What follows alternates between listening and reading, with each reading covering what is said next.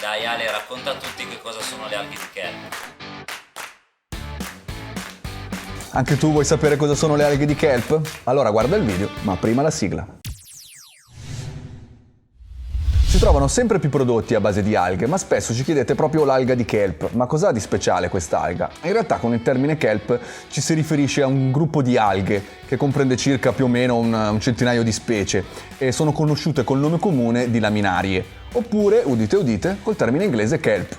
Quindi in realtà col termine kelp è fondamentalmente un sinonimo di alga e nello specifico si riferisce a queste alghe brune che crescono lungo le sponde degli oceani e sono davvero molto grandi. Per dare un'idea, la più grande in assoluto è la Macrocystis spirifera e può raggiungere i 45 metri di lunghezza e infatti chissà come mai vengono chiamate macroalghe. Riescono poi a creare dei veri e propri ecosistemi in natura, tanto che si parla di foreste di kelp. Ma in realtà queste alghe, che ci possono sembrare così strane, le conosciamo benissimo perché ne fanno parte l'alga kombu, l'alga wakame e quindi stop un secondo, evitiamo di andare a recuperare gli scarti del giapponese dell'altra sera per metterli nel vaso con le nostre piantine. Comunque sì, l'utilizzo che più ci interessa di queste alghe è proprio quello della nutrizione delle piante, perché a parte il solito apporto di nutrimenti, azoto, fosforo e potassio, la cosa che le rende così utilizzate è proprio la loro composizione.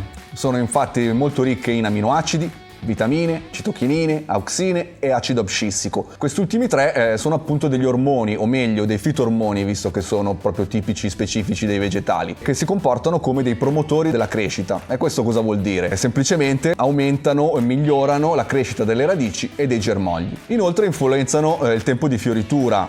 Qui fermi tutti un secondo, non ho detto che accorciano la fioritura, però tutte le piante per andare in fioritura hanno bisogno di un equilibrio ormonale corretto e queste alghe non fanno altro che favorirlo. Aumentano poi il contenuto di clorofilla e come ben sappiamo ormai più clorofilla è uguale a più fotosintesi e una maggiore produttività. Come se tutto questo non bastasse, le alghe marine hanno anche un'attività diretta nella protezione delle piante contro i patogeni, perché promuovono la produzione di molecole in grado di indurre la resistenza nelle piante.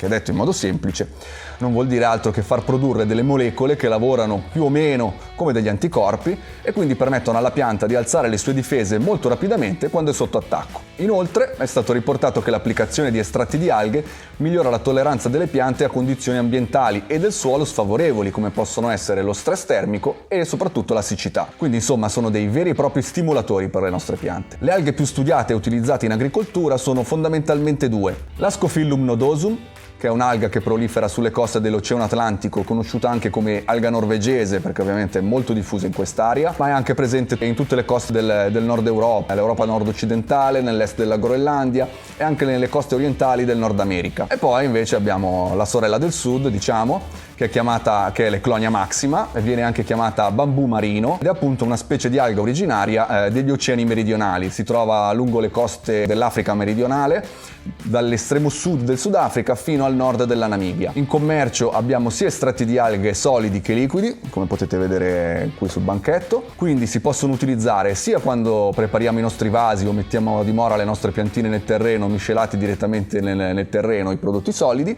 oppure con l'irrigazione, con i prodotti liquidi per irrigazione o per applicazione fogliare. Quindi direi che per questo video abbiamo fatto un po' di chiarezza sulle alghe di kelp e le alghe in generale. Ma voi che alghe usate? Scrivetecelo qui sotto nei commenti.